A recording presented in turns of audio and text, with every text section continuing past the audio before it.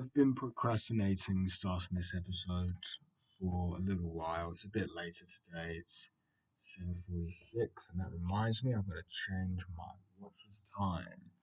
I've got several watches. They're all the same sort of Casio F91W watch, but I've got ones in multiple colors. I'm wearing the light blue one today. I just need to change the timer. Let me just do this. 7 p.m. Let me just do this.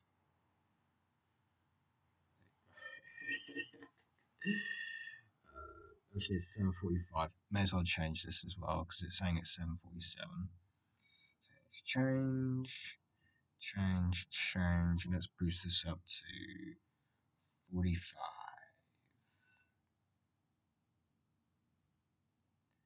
Let's get this. Oh, fuck, I just skipped past 45. Fucking hell. Let's go around again. Let's go to 46 then. Fuck, it's going to be 46 anyway, so I'm assuming. No, just leave on 45. Now it's saying it's 46. Let's just accept it's 46. How many milliseconds out is that? How comes on Windows it doesn't tell you the time like it used to? It used to tell you the milliseconds and everything.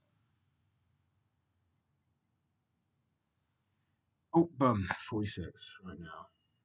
The time on this watch is perfect. Yeah, so I don't know, I guess I've been feeling a bit melancholy really. Work was alright, nothing crazy to report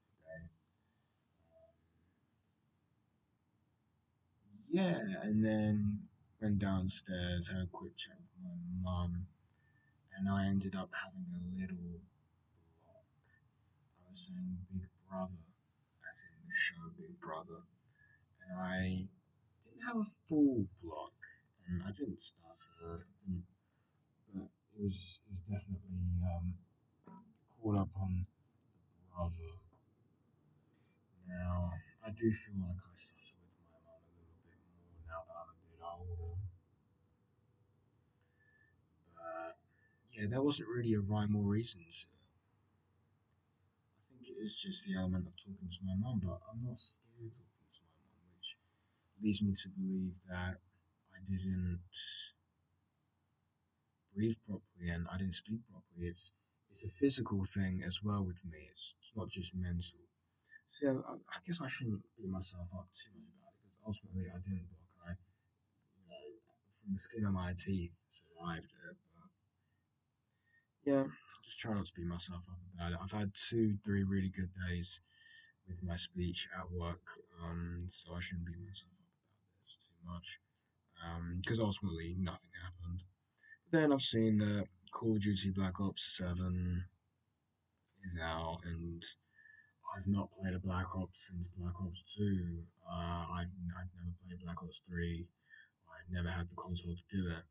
And yeah, just, thinking about life. Back when I was playing Call of Duty, and I was really excited every year to play Call of Duty and everything. Yeah, yeah, just stuff like that. Wishing I was, I guess, invested in it. Um, and then, yeah, just thinking about this time last year, I went on this date with this girl that ultimately didn't go anywhere. But yeah, I just remember going around central London, just buying stuff for Christmas for my mum. And I was listening to the new Little Uzi Vert album at the time. It's Eternal Would Take Two. I've just been listening to a few songs just prior to this episode, and yeah, I guess feeling a bit nostalgic about it. I really like that album. Not a lot of people like that album. I think it's cool. I think it's kooky. I think it's a bit weird, but I like it. That's the appeal. At least to me, that's the appeal. Yeah, just thinking about this time last year. Yeah, thinking about the end of year review with work, and I know for a fact nothing good is going to come out of it for me. I'm thinking about the end of year Christmas party. I don't really want to join. I don't really want to join in. I feel like I have to. Just stuff like that. Just end of year reflections, not being where I want to be. So then I want to just spend the whole day or the whole evening in my room on my phone, just doom scrolling. And ultimately, that's not going to help me, is it? So, yeah, and that's what sparked me to jump on this podcast, jump on this episode to see if I can, do this and stuff. One second, I just want to check that this is recording properly. I think it is. One second. Is it this? No. Fuck, this is not recording properly, is it? One second. And let's try that again. Man, I wonder if yesterday's episode was like that. See, the shit thing with Audacity is it keeps on changing my microphone to my laptop microphone, not my headset microphone, which I have on at the moment. So, yeah, that's definitely making noise. Yesterday's episode was probably ruined and likely the one before that as well, which is a bit of a shame, but it's okay. We were just going through the preamble. And what I've just been speaking about for the little bit here is just about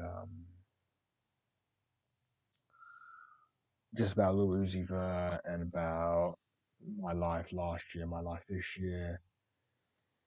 I guess feeling a little bit down, just end of week, I guess, sort of drained. Don't really want to do anything. I do have a date lined up tomorrow, which I don't really want to go to. I promised myself the last 2 or 3 dates I've had that I would not go on dates with girls who I have little to no interest in, or girls who I don't know anything about, and I'm doing the same thing again.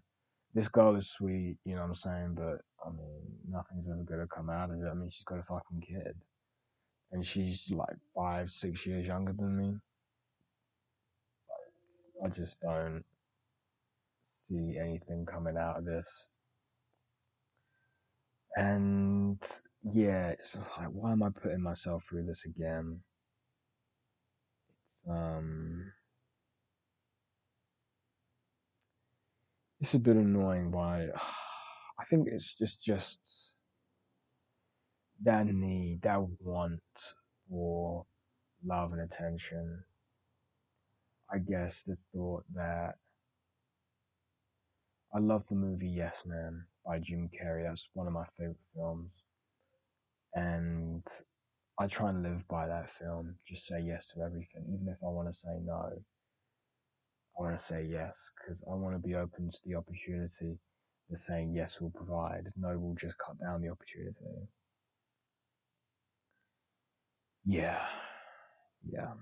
So a little bit down. I'm not where I want to be right now in my career, in my personal life, um,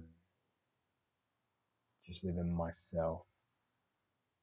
But I need to keep pushing, and that's what I need to do. I need to push forward, and I need to do this episode, don't I? That's ultimately what I got to do. Is this microphone even working again? It definitely is. Okay, let's get cooking. This will definitely be a bit shorter of an episode. Let's do it. Okay. So, I am starting, and let me just write this down. So, where we left off, it was page 50. Let me just write this down.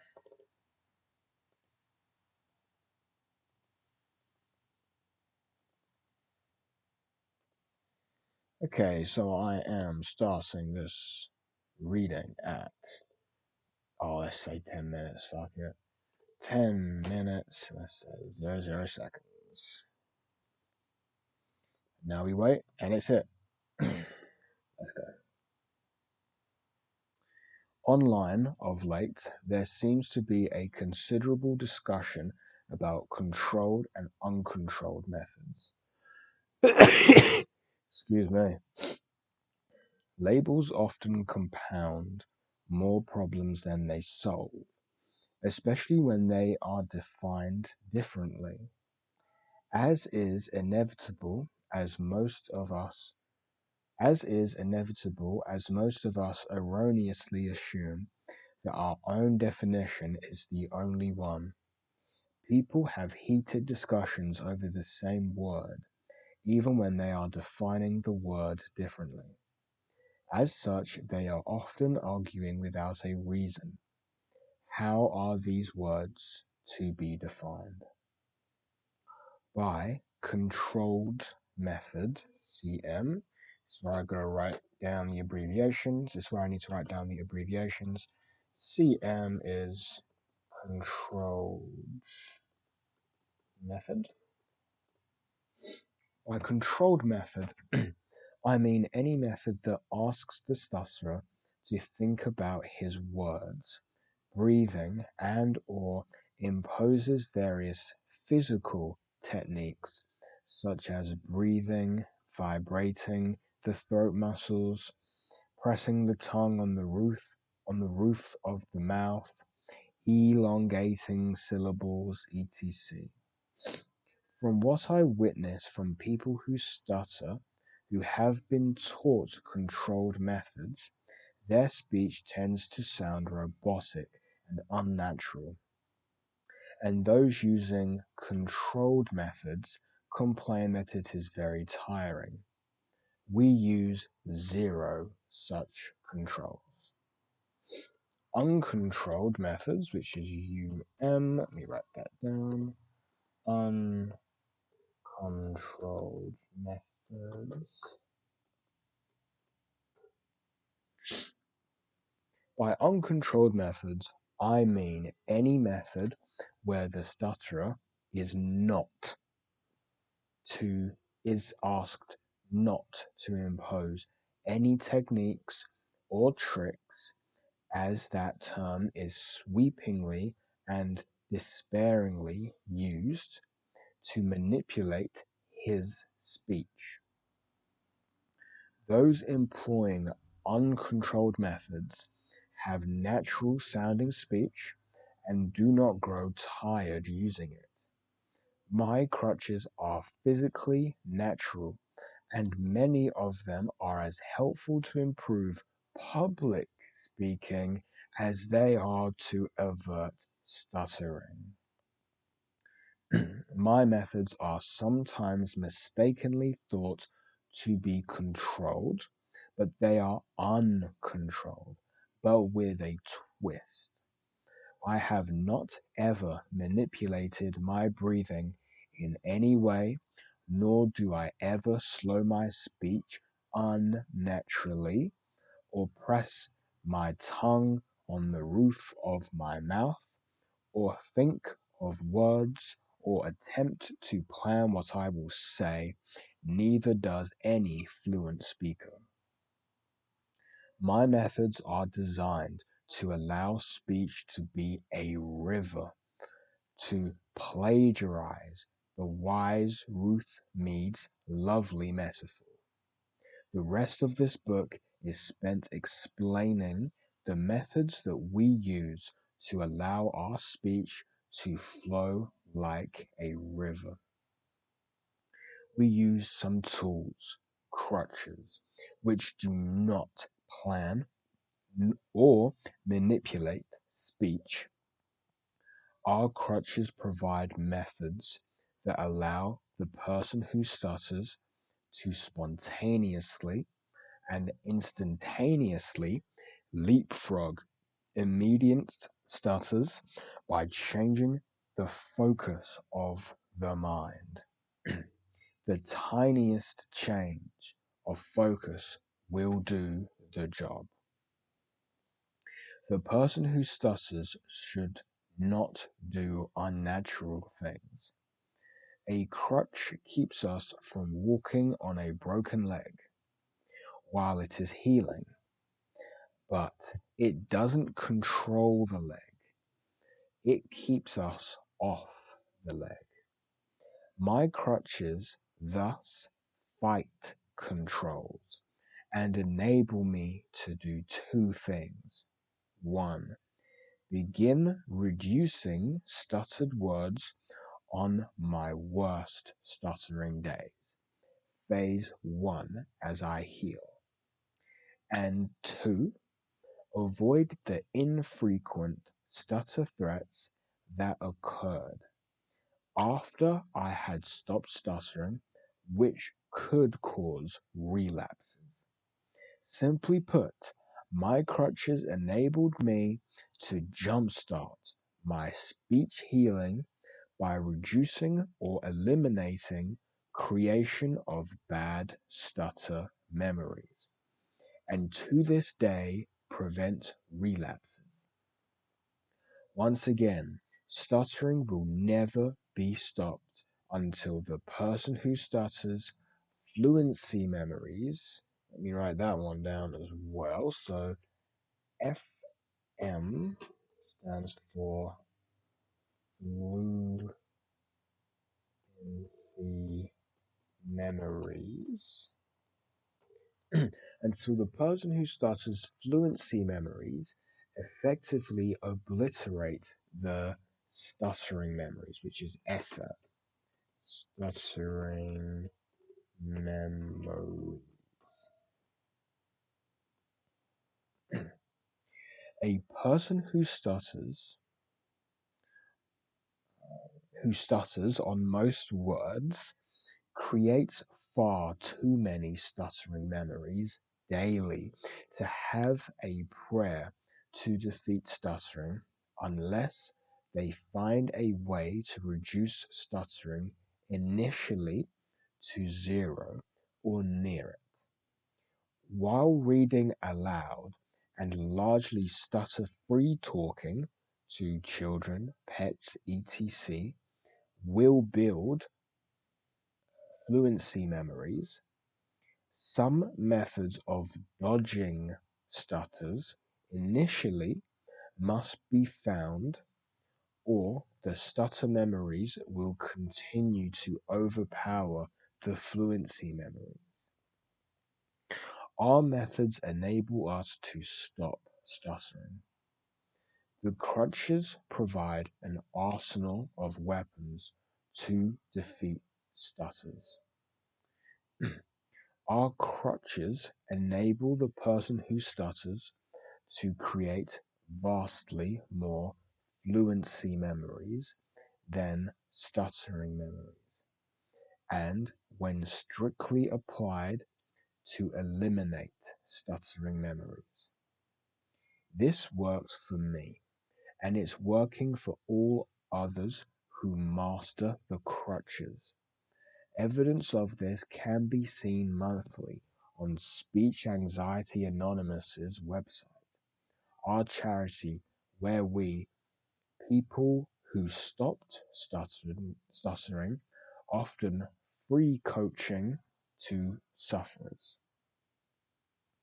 There, every month, we post multiple new success stories, and beginning recently, videos of those who will allow us to post them. While other people who stop stuttering do help, I am the only one currently who makes this a full-time job. We need more retired people who stop stuttering to coach. The steady flow of success stories coming primarily from one coach repeatedly demonstrates that stuttering can be stopped and normal sounding speech achieved, and the minuscule reported relapses further validates the process. It is unlikely that there will ever be enough coaches to provide free help to anywhere near all those in need. But hopefully, our library of video coaching and this much better third edition may accomplish the daunting task of spreading my methods sufficiently to help many of the guesstimated 70 million stutter blockers worldwide and the likely hundreds of millions whose speech anxiety keeps them from speaking in many situations. Useful use of the crutches is dependent upon the work ethic of the person who stutters. Those who won't work at them soon leave me saying the crutches don't work, but an endless queue of others keep providing to the contrary. People who stutter and their results will always be unique in some respects. As I explain in section 12, Jumpstart to stop stuttering, I use a number of drills to bridge the, what's that word? Chasm? Chasm? Chasm, what's that mean? A deep fissure in the Earth's surface. Okay, like a gaping hole. I use a number of drills to bridge the chasm between severe and very severe and mild, very mild people who stutter. The severity of stuttering dictates the bridge and the drills. This third edition presents much revised and better explained crutches and adds clarity throughout this book and eliminates some redundancy. Coaching people who stutter 7 days a week has helped me understand what is not clear and nuances that work better with different people who stutter. all of those, sorry, all of the foregoing changes are the direct results of one-on-one dealings with a legion of stutterers worldwide. Their questions, comments, criticisms, and suggestions.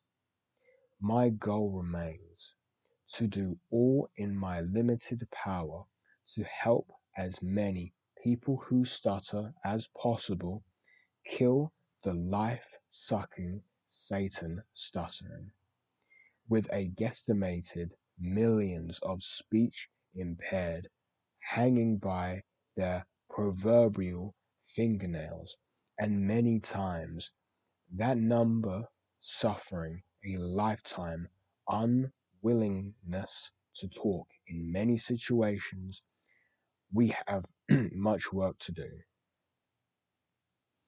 I am reinvigorated and inspired by this conviction, which has sustained me and kept me from abandoning the quest for my own victory over Satan's stuttering.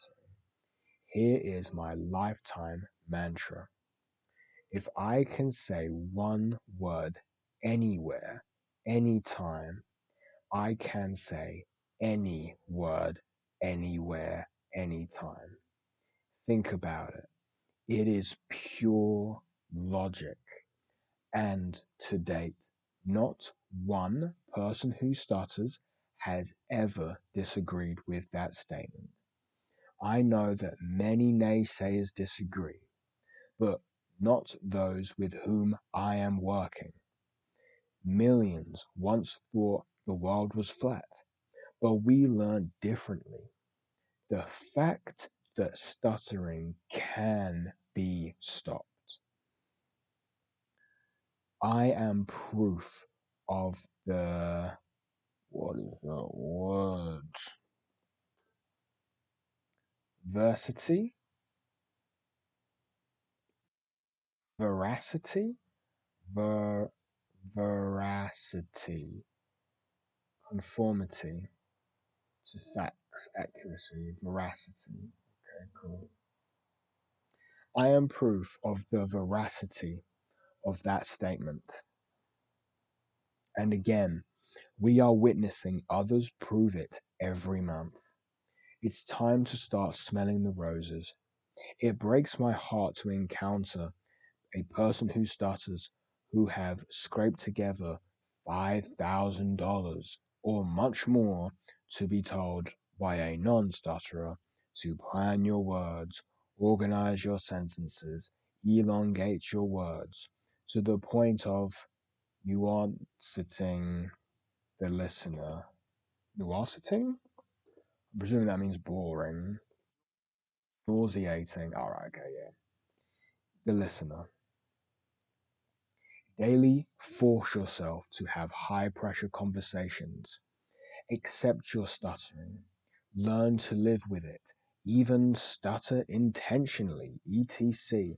And no surprise, these people who stutter still stutter pitifully and have been trained to believe that no cure is ever possible. They literally pay heavy fees to be told to accept stuttering or to talk like a robot. I shall die giving away my coaching to help those sufferers beat it. And importuning, im, importuning? What the fuck? What? Implatooning? Implatooning, persistent harassment of someone for or to do something. Implatooning, okay. And implatooning my people who used to stutter, mates, to help me help others, no charge, to find their way to fluency. When I could only whisper to avoid a stutter, some called me whisperer. When I began helping people with people who stutter beat it, some call me speech whisperer. I have also been known as Book a Week Man, the name by which I sign hundreds of my book reviews. Oh, Book a Week Man, yeah. But my favorite moniker is Coach, as I coached youth baseball for 25 years, and now I coach people who stutter. May I help you? Lee G. Lovett. P.S. Finally, accept my profound apologies for one thing. While I pride myself in being a competent editor, I have not done anything remotely close to a final edit on this book, nor have I organized the various sections as much as I would have liked. Time is not now on my side, and I have chosen to concentrate on content while sacrificing countless hours that I should have devoted to editing. Forgive me, please. I just don't have the time. Hopefully, the content of this book will please you and help you find a happier life. That, not perfection, is my goal. Smiley face. Publisher's Introduction. Viewing stuttering as a blessing. Stuttering is your opportunity to learn to dictate your thoughts and convert stuttering into a great blessing. Stuttering is your opportunity to learn to dictate your thoughts and convert stuttering into a great blessing. Stuttering, as most agree, is largely a mental and physical mystery, both its causes and its cures. The author respectfully submits that the average stutterer can stop stuttering and even learn to love to speak, and offers in support this book an inexorably what? An ex I'm learning so many new words here. I don't know if I'm learning them, but I'm saying them. Inexorably, in a way that is impossible to stop or prevent. An inexorably expanding army of success stories on Speech Anxiety Anonymous's website, and an exploding library of collaborative videos of people who stopped stuttering, who have not relapsed. The author began stuttering in his teens and ignored it by going silent when necessary to avert a humiliation until age 25, when it became unbearable and impossible to hide as a trial attorney. He then used primary self hypnosis. Let me rewrite that down. SH. I know is self harm, but in this case it's self hypnosis.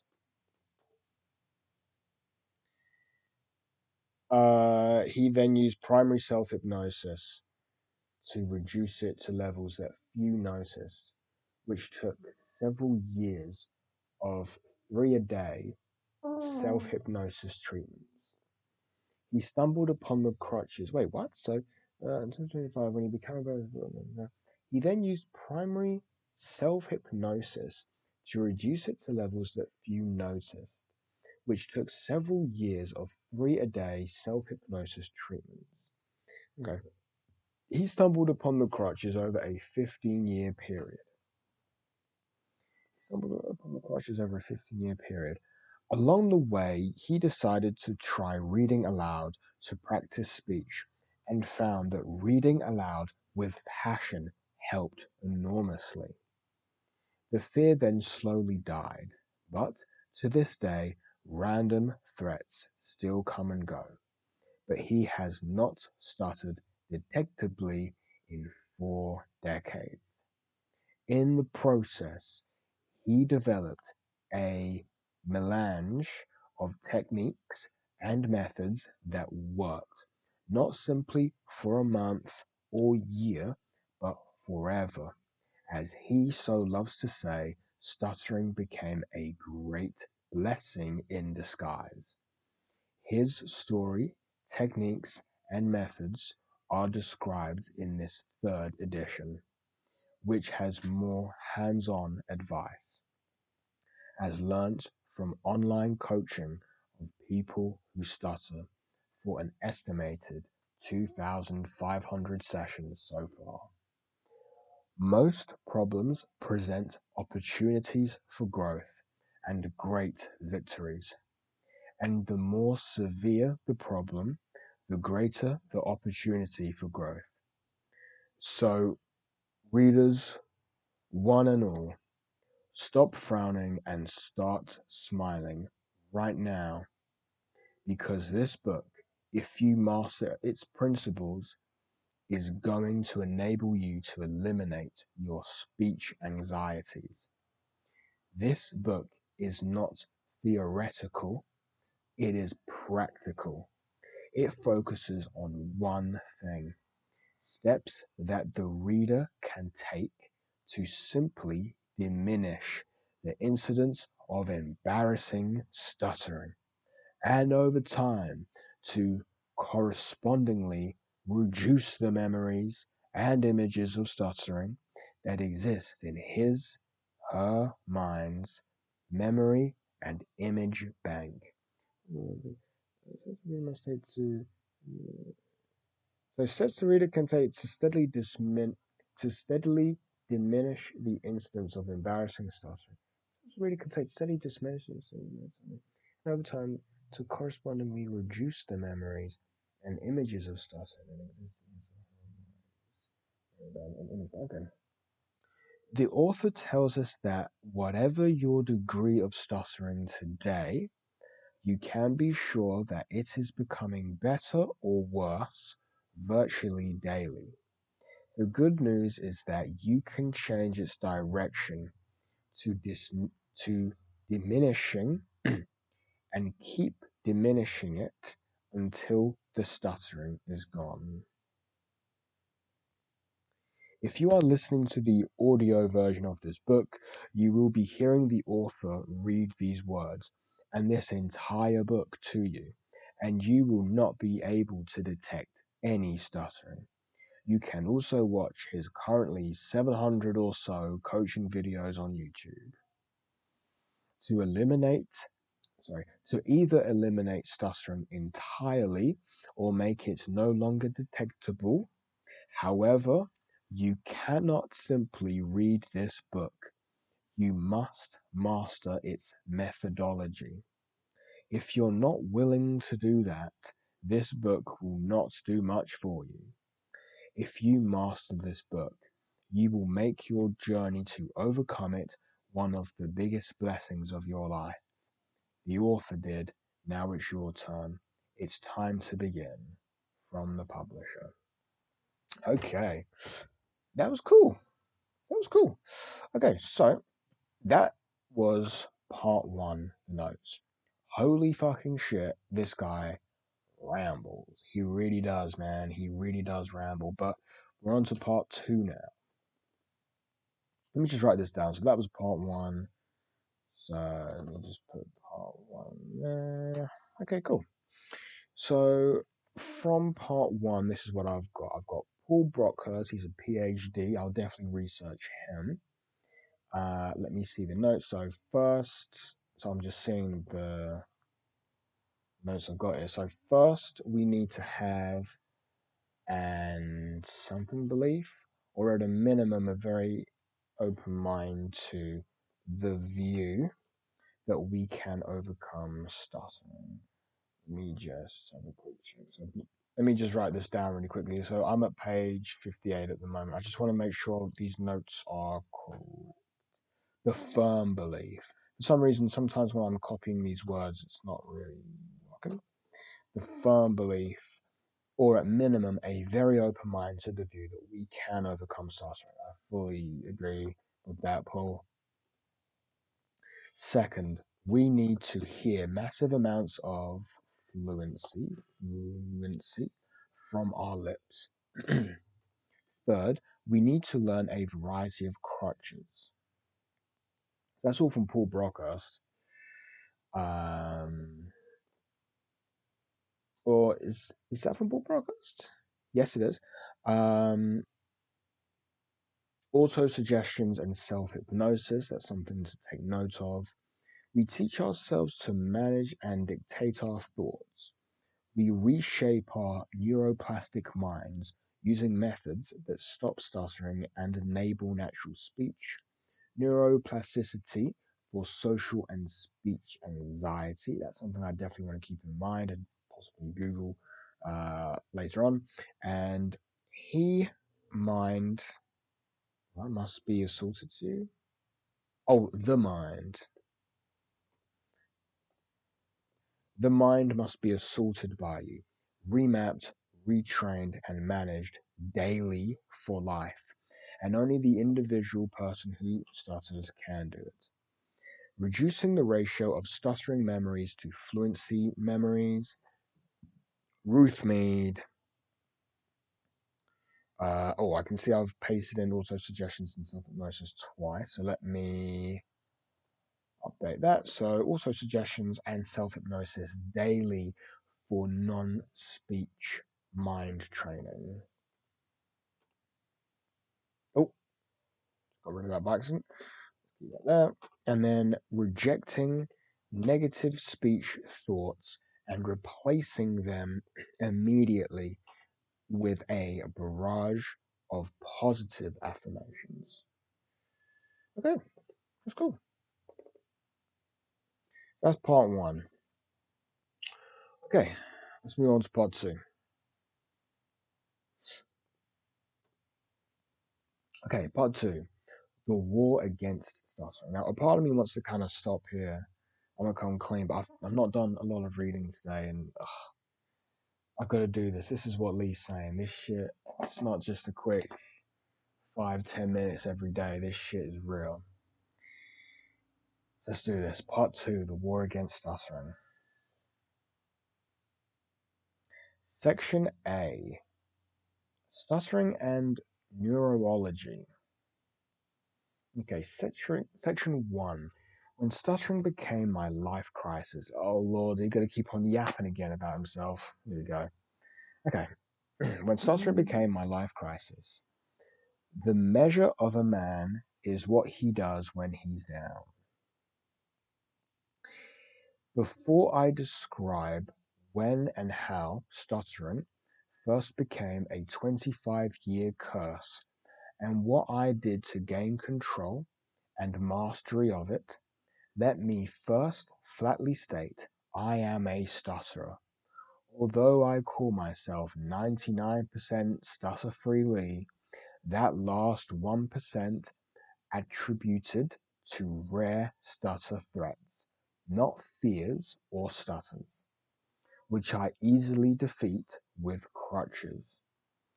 Although I have not been detectable as a stutterer for 4 decades, I will surely die with a random but rare threat of stuttering.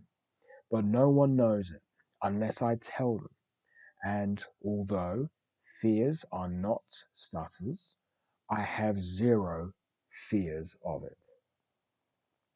Finally, threats are not fears, and threats are easy to beat. Indeed, as I make the audible recording of this book, I will still use those same techniques to avoid occasional detectable stuttering as I read to you. Yes, when I need, I still use the 6 steps described herein, and when Satan stuttering tries to seize me, I whip the beast on the spot. The best news is that I rarely need to do it, e.g., 5 times in 1 minute, but then 0 times for the next 1, 2, or more months. The frequency of threats continues to decrease to this day. Regardless, again, I delight in my easy victories over stutter threats. Life is how we perceive it. I perceive my speech as very, very good and always getting better. You might do better, and I hope that you will. My life battle is being the best that I can be. Your life battle is being the best you can be. That is success. Others' opinions will neither improve nor diminish our success. As with most problems, admission of the stuttering problem is the first step on the road to stopping stuttering. Admission? What does that mean? Admission. Just acceptance, is it? Admission means admission can mean permission to enter a place like a school or museum, a fee for entry, or a confession or a fact. It can also refer to the process of getting into a school or university. Depends on the context being used. Okay. Admission of the stuttering problem is the first step on the road to stopping stuttering. This does not mean telling strangers that you stutter. It is sometimes talking about stuttering to spouses and to a much lesser degree to trusted confidants when and if needed to mitigate the stutterer's angst.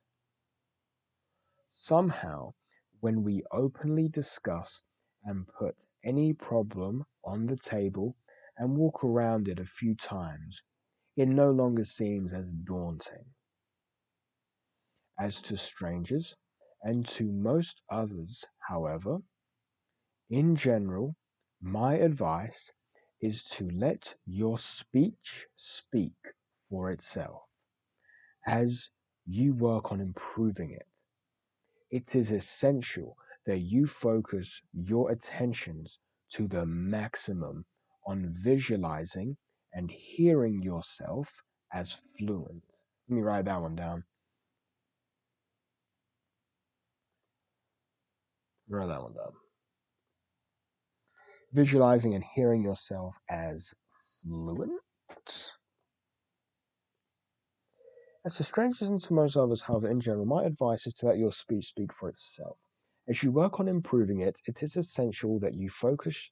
So, it's essential you focus your attentions to the maximum on visualizing and hearing yourself as fluent.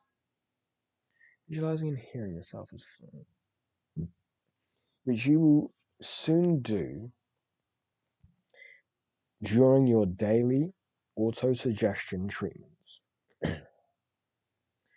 To learn to master one negative thought, e.g., the fear of stuttering, is to learn to master many other negative thoughts. The seeds of success are born in failure and in identifying the problems that caused failure, and then in solving those problems, all of which this stutterer's story proves. And then identifying the problems that caused failure.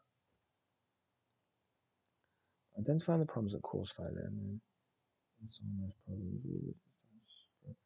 So to learn to master one negative thought is to learn the master is to learn to master many other negative thoughts.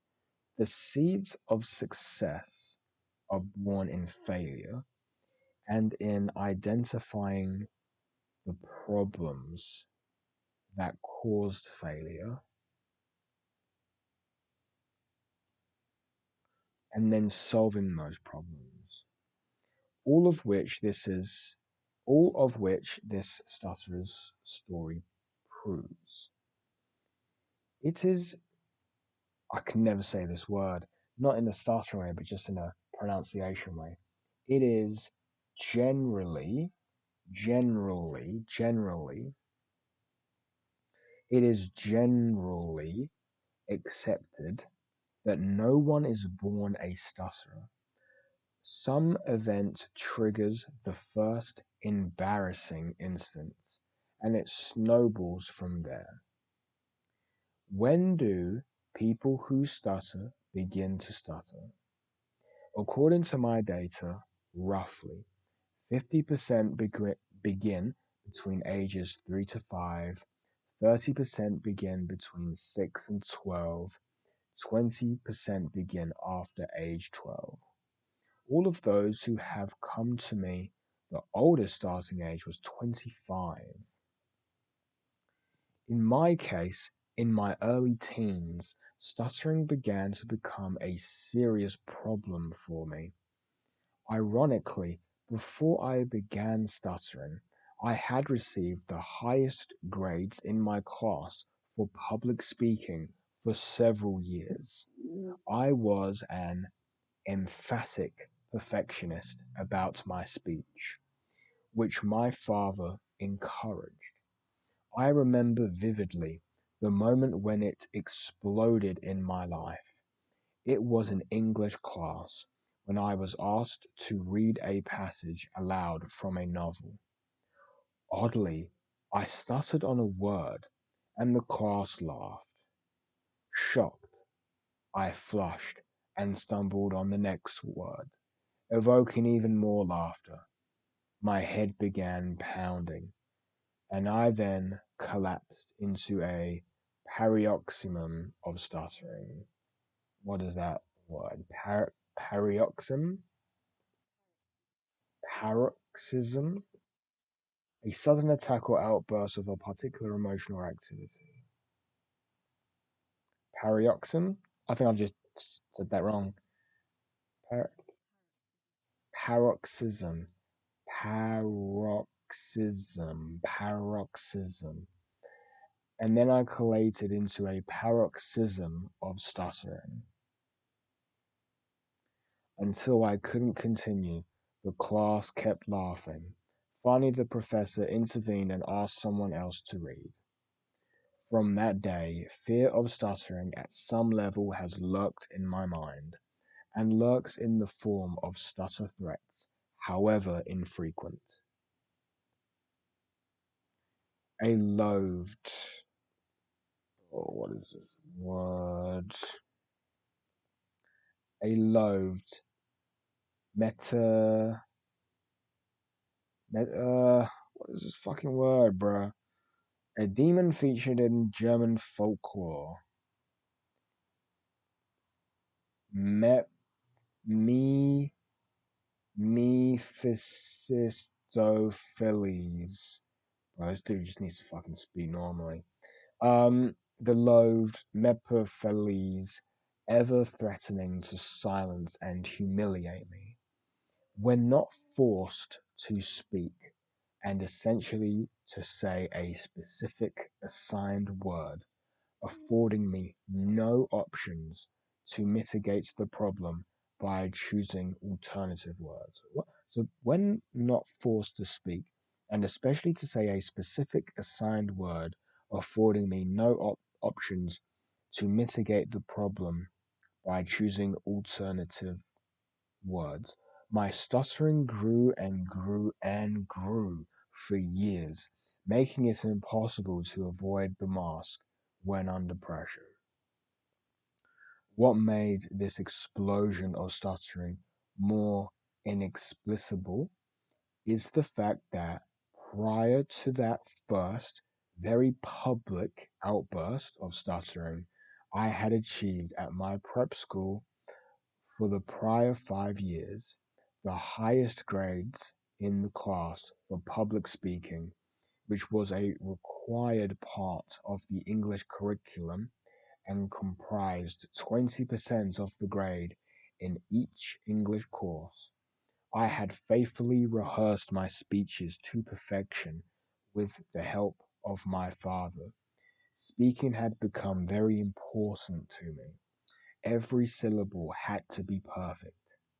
Indeed, years later, a psychiatrist told me perfectionism is a primary cause of stuttering. Let me copy that because that's real. Because I'm definitely a perfectionist. Perfectionism is a primary cause of stuttering. When striving to speak perfectly, my first debilitating stuttering day came when I made one mistake, revealing that I was far from a perfect speaker. Indeed, in one instant, I became a verbal cripple. No one could understand it, least of all the author, but it wouldn't go away. It became progressively worse. See section 12.10, rejects perfectionism. However, as explained in detail in this book, I found ways to avoid all stutters, which have not failed me in 40 years. When I am close to stuttering, I simply know a host of ways to avoid it.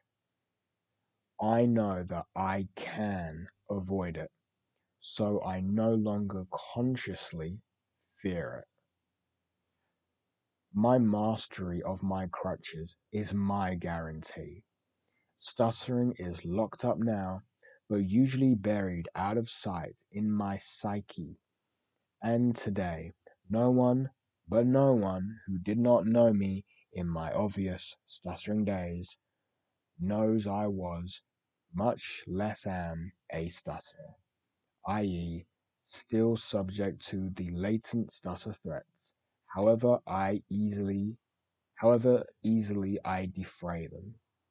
Many have heard me give speeches, read poetry to groups, win public speaking contests, coach public speaking, present awards and eulogies, read my own Audible books. This third edition will be the sixth. And most important, engage in routine, minute by minute conversation. And throughout all of the foregoing, my techniques and my complete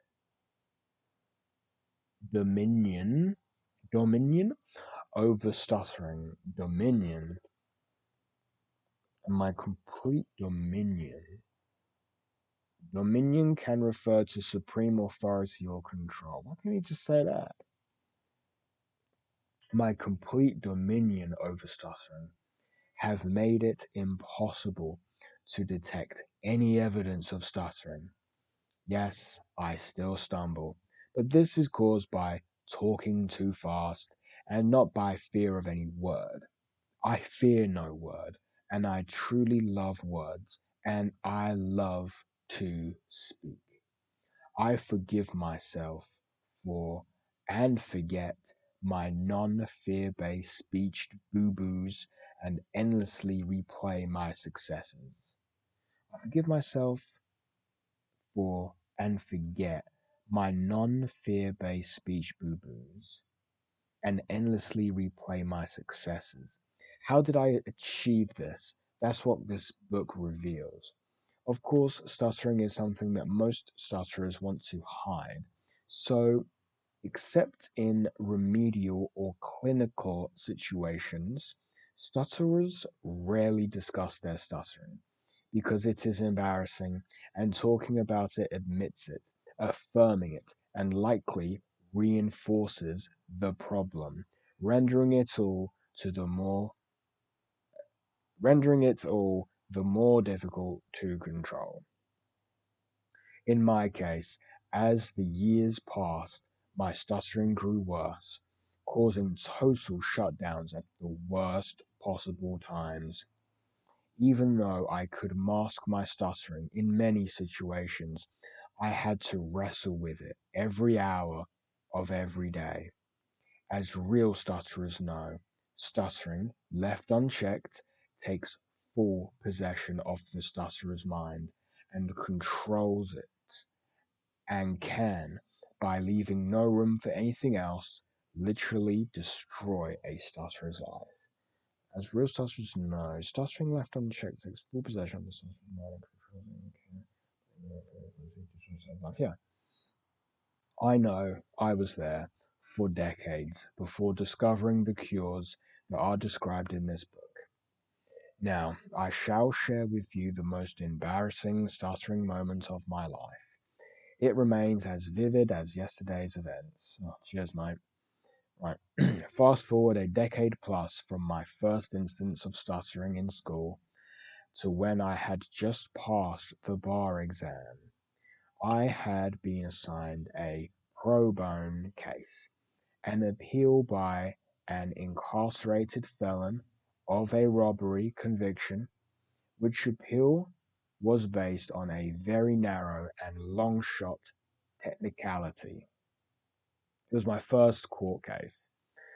Right, on a scouting summer day before air conditioning became common, in a courtroom in federal court in the District of Columbia Circuit, I was waiting for my assigned client's case to be called.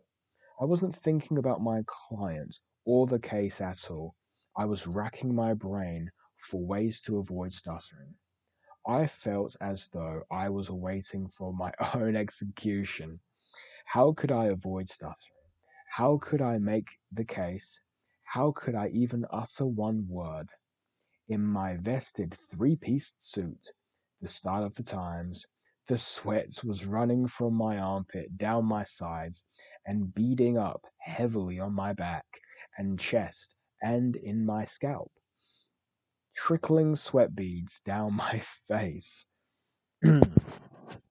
My heart was pumping triple time and my head was throbbing violently.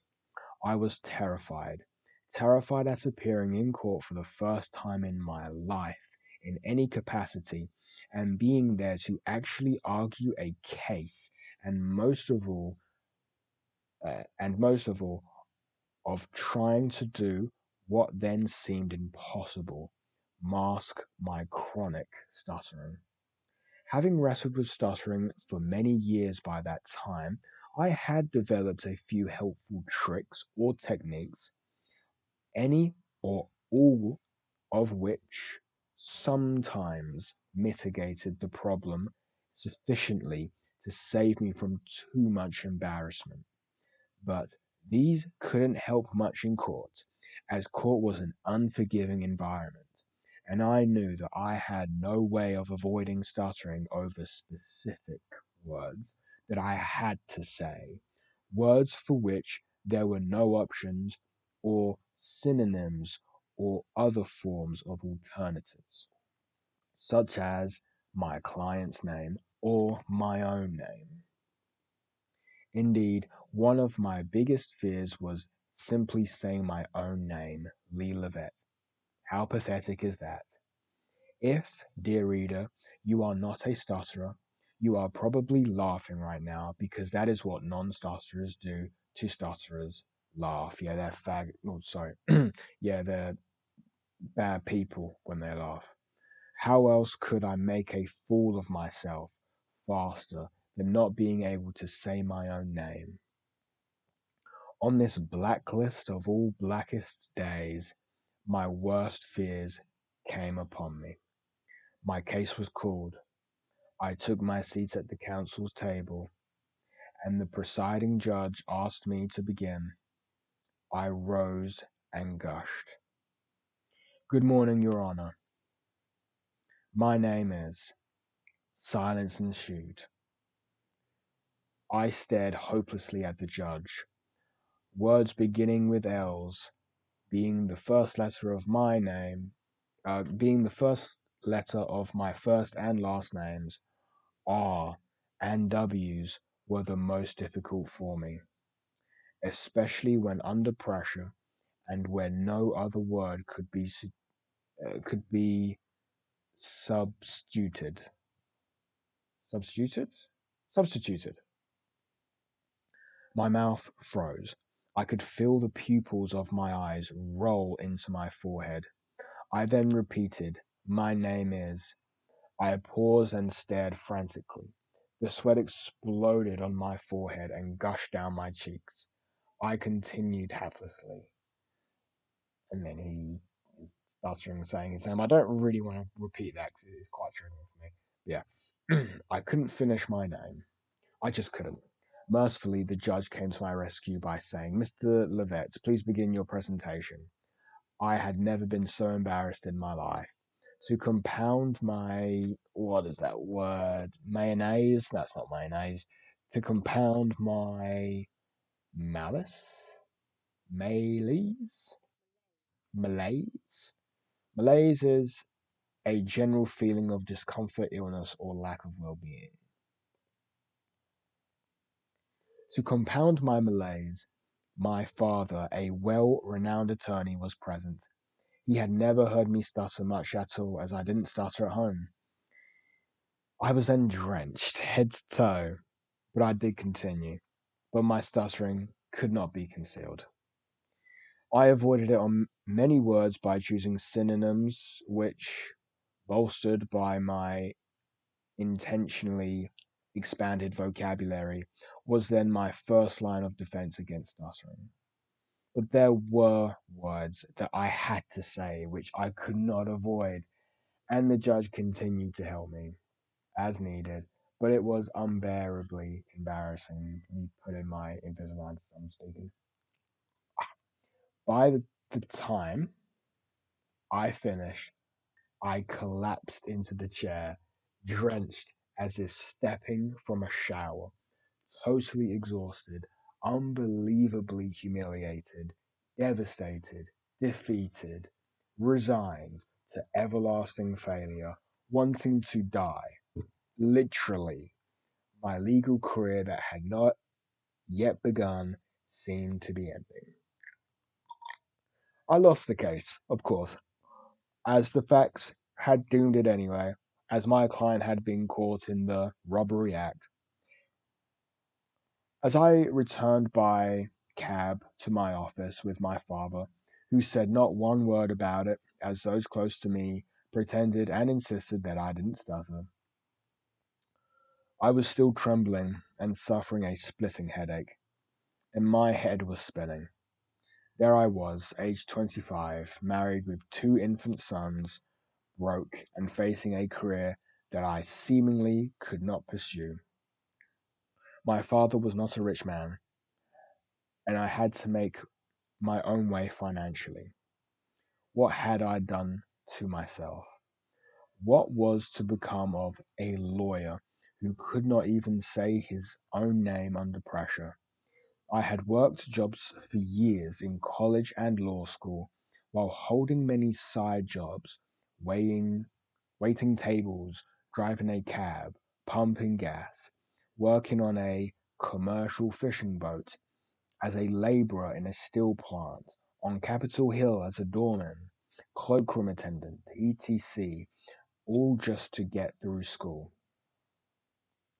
Finally, finished with school, I had to face the cold fact that my legal career seemed to be doomed to abject failure. I had one saving grace. As English had been my best subject throughout school, I was considered to be an excellent writer, but those writing legal documents make a fraction of those who present cases verbally. Stuttering had become a serious problem in my teens, and it persisted in college and law school. Ironically, the problem was inconsistent. Beginning at age 12, I sang publicly, constantly, and stuttering never interfered.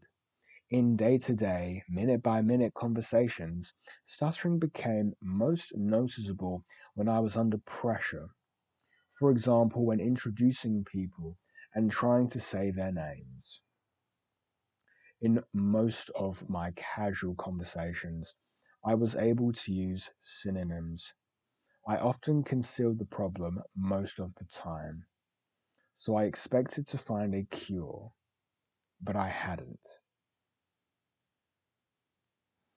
By the time I graduated from law school, it had become a crisis of frightening proportions. While I didn't stutter all the time, I stuttered in every situation that I deemed critically important. The bottom line was that my stuttering was out of control. Then facing the prospects of a career that mandated speaking in all manner of forms, my stuttering seemed to explode. The more pressure that I felt to speak, the more I stuttered. It was on my mind 24/7. No matter how many times I turned it over in my mind, my stuttering seemed to doom me to a lifetime of stuttering and to failure. At age 25, with two children and no financial lifeboat or family, what is that word? Familiar, familiar, familial, bruh, familial safety net, I became desperate. Then, as I began to discover and use the methods discussed in this book, as summarized in sections 4 to 9, my stuttering disasters became less devastating as I gradually learned how to mitigate them in various ways, but they were still problems. For example, I recall an organizational meeting of a cable TV group. I was then about 35. There were 30 or so of us seated at a long table. The chairman, who later became my law partner, asked each of us to introduce ourselves. I was seated about five from the last. As each person stated his and her name, I grew more tense and fearful of reenacting my courtroom scene of years prior and not being able to say my name. So before it came my turn to speak, I rose and went to the bathroom, thus avoiding saying my name altogether. Upon my return, the chairman introduced me. This, of course, was not any form of cure. It was simply evading the crisis and embarrassment and postponing its resolution. Most any most any harbor in a storm is better than one, but sometimes this technique, avoidance, helped with the cure, as it avoided a public relapse. The public relapse is always ex- exacerbated and perpetuated the problem, taking me backwards and reinforcing failure as my lot, and thus warranted extreme and creative methods to avert them. Not long after that, I developed other techniques that enabled me to never avoid speaking again. I simply developed so many methods of speaking through, under, over, and around my fears. I no longer needed to flee the scene to avert embarrassment. Now, sorry, let's turn now to the progressive discovery of my self cures. So, yes, after experiencing worsening stuttering for nearly 10 years, I began to create new ways to mitigate the problem. Thus, each year, for another 10 years, 15 years to avoid any public trace of it, I discovered and taught myself more new techniques, and I stuttered less and less, and I began speaking publicly more and more. I remember after 10 years of grappling with stuttering, in 1 year I gave 48 formal speeches to trade and professional associations. Not one person in any of those audiences ever heard me stutter. I did stutter sometimes, but they were never heard. How? I'll tell you step by step what I did. Over the years, I was live on some 70 radio programs and half a dozen TV shows, talking about the businesses which I was then involved and the evolution of various technologies. Over time, I co founded something on the order of 100 businesses, most sold to public companies eventually, and all still operating as best I know, mostly related to electronic communications, radio, cable TV, long distance telephone, and cellular telephone related businesses. I slowly grew to love public speaking, despite still battling stuttering in every speech, and similarly, similarly, similarly, I can never say this word, similarly, similarly, similarly, yeah. And similarly, my everyday conversations, which were sporadically but still serious chronic problems, became progressively easier and more enjoyable, all as a result of the techniques that I described herein. Eventually, as a hobby and labor of love, I became and still am a word of mouth requested pro bono speech coach and a lay speech therapist. I don't know what the fuck that means. Helping stutterers and non stutterers, students and adults, including some professional politicians, with the techniques of public speaking, all no charge. I enjoy doing this as a kindness to fellow strugglers with words. Some of my public speaking tips are given in sections 9.6 and 9.7. I have morphed into one who truly loves to speak. And still, sorry, this still seems ironic and marvelous to me. It says so much for self discipline and mind control. The handmaidens of successful speech and of a rewarding life. To this day, I leap at opportunities to speak in public, to give lectures in my field, to address youth groups, to preside at all manner of meetings, to present awards or eulogies. Belong, being long in the tooth now, my parents, siblings, and many of my childhood friends are deceased. My surviving family and friends didn't even know me when I wrestled demon stuttering. And when I tell people that I battled stuttering relentlessly for decades, they can't believe it. Even some of my ex law partners never knew that I struggled with stuttering.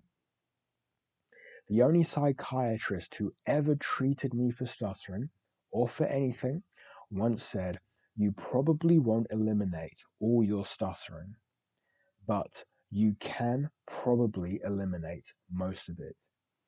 He was partially right, but as I long ago made my stuttering undetectable and really eliminated it, I took it farther than he envisioned.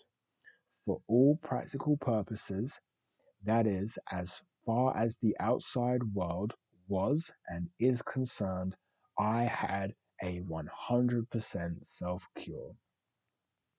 People who have known me for decades are stunned when I tell them that I am a stutterer. They can't tell when I use a crutch, said to avoid a stutter. Similarly, stutterers who apply the principles herein can and will experience cures, that is, stop stuttering sufficiently to remove them from the group known as stutterers and to enable them to relax and enjoy conversational and formal speaking. It is important to note that I wrote this book based entirely on my own school of hard knocks experiences as a stutterer. I did not consult or use any other book before I wrote my life battle with stuttering and defined exactly what I did to overcome it. So, I explained my cures fully in this book before considering and inserting the advice of others. Then, for the second and third editions, I added what people who stutter have taught me. That is, all of us are different, and I needed to adjust the methods that worked so well for me to suit the various levels and types of stutterers. No one book can be perfect fit for everyone, but I want to make my methods work for as many as I can. It gains me nothing to take them to my grave unshared. Besides, what really matters in life is what we can do to help others. And no matter what anyone says, I know that this book and what's that? It's the Speech Anxiety Anonymous and the coaching by me and my people who stop stuttering mates at Speech Anxiety Anonymous is making a lot of people with stuttering a great deal happier. I have 5,000 plus people who stutter Facebook friends and hundreds of emails and thousands of other communities to prove it. Right,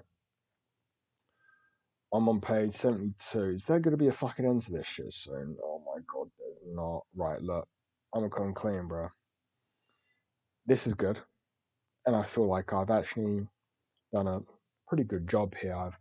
I've been speaking for over an hour now. It's 1 hour 18. I am most definitely going to end it here.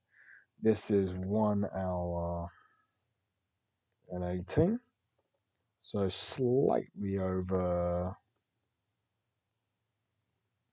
an hour I've been speaking. And let me just say this. This is page 72 on the PDF, and in the page it's page 59. Let me just tidy up some of these notes. So oh fucking hell. SAA equals Speech Anxiety Anonymous. Make sure that's correct. Okay, let me just save that. Let me get rid of that.